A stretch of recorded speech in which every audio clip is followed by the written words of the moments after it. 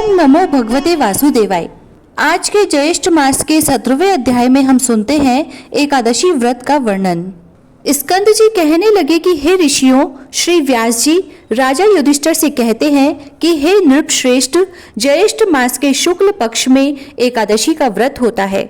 उस दिन मनुष्य निर्जल उपवास कर शर्करा यानी चीनी सहित जल से पूर्ण घट का दान करते हैं। दान श्रेष्ठ ब्राह्मणों को देने वाला विष्णु लोक में जाकर आनंद करता है। तब युधिष्ठिर वेद व्यास जी से बोले कि हे देवपायन, मैंने मानव धर्म और वैदिक धर्म को सुना है, अब आप कृपया वैष्णव धर्म को कहिए। व्यास जी कहने लगे कि हे राजन, आपने मानव धर्म और वैष्णव धर्म को सुना है, वे सब कलयुग में अशक्य यानी शक्ति से असाध्य है। इसीलिए सुख से करने योग्य, थोड़ा खर्च, अल्प क्लेश, महान फलदायक है तथा समस्त पुराणों का जो सारभूत है वह मैं तुमसे कहता हूँ। हे राजन, दोनों पक्ष की एकादशियों को भोजन नहीं करना चाहिए। जो प्राणी एकादशी को भोजन नहीं करता है वह नरक में नहीं जाता। तब व्यास जी के वचनों को सुनकर भीमसेन कांप कर तथा भयभीत होकर बोला, हे पितामह, मैं असमर्थ हूँ, इस उपवास के विषय में मैं क्या करूँ? महाफलदायक एक ही व्रत मुझसे कहिए, सब एकादशियों का व्रत मैं नहीं कर सकता। व्यास जी बोले कि हे भीमसेन, वृष या मिथुन के सूर्य होने पर ज्येष्ठ मास की शुक्ल पक्ष की जो एकादशी होती है, उस दिन प्रयत्न पूर्वक जल रहित उपवास करना चाहिए। स्नान और आचमन के जल को छोड़कर विद्वान पुरुष अन्न जल का ग्रहण न करे, अन्यथा जल का ग्रहण करने से व्रत भंग हो जाता है।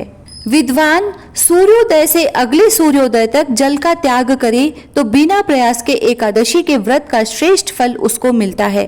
फिर द्वादशी को प्रातः काल स्नान करे और ब्राह्मणों को विधि पूर्वक जल और स्वर्ण का दान देवे। इस प्रकार जितेंद्रिय कृतकृत्य होकर ब्राह्मणों के साथ भोजन करे। इस प्रकार व्रत करने से जो पुण्य होता है उसे मुझे जनार्दन भगवान ने कहा है। ज्येष्ठ मास की शुक्ल पक्ष की एकादशी के दिन जल रहित निर्जल उपवास का जो फल होता है उसको हे भीमसेन तुम सुनो। समस्त दान देने से जो पुण्य, सब तीर्थों में स्नान करने से जो पुण्य, समस्त हवनादि करने से जो फल होता है, वह पुण्य ज्येष्ठ शुक्ल एकादशी के दिन उपवास करने से हो जाता है। हे व्रकोदर, वर्ष के अंदर शुक्ल तथा कृष्ण पक्ष की जितनी एकादशी होती है वह सब उपवास करने योग्य है, इसमें कोई संदेह नहीं है। वे सब एकादशी धन, धान्य, पुण्य, पुत्र और आरोग्य को देने वाली है। हे नरव्याघ्र, उन दिनों में उपवास करने से उक्त फल देती है, यह मैं तुमसे सत्य कहता हूँ। एकादशी के दिन उपवास करने से उस प्राणी के सामने यमराज के दूत नहीं आते हैं, जो कि बड़े भयानक, विशालकाय, कृष्ण वर्ण, दंड पाश से युक्त और अति क्रूर कहे जाते हैं। एकादशी का व्रत करने वाले जो वैष्णव है, उनको अंत समय में बैकुंठ को ले जाने के लिए पीताम्बरी, सौम्य स्वभाव, चक्रधारी और मन के समान वेगशाली विष्णु दूत वहां आते हैं और उसको वैकुंठ में ले जाते हैं। इसीलिए सब उपायों से एकादशी का जल रहित व्रत करने तथा जल और धेनु दान देने से प्राणी सब पापों से मुक्त हो जाता है।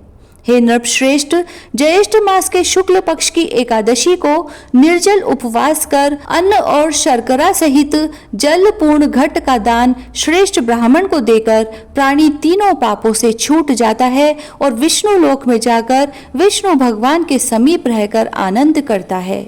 इति श्री ज्येष्ठ महात्म्य में एकादशी व्रत वर्णन 17वां अध्याय समाप्त हुआ। जय श्री राधे।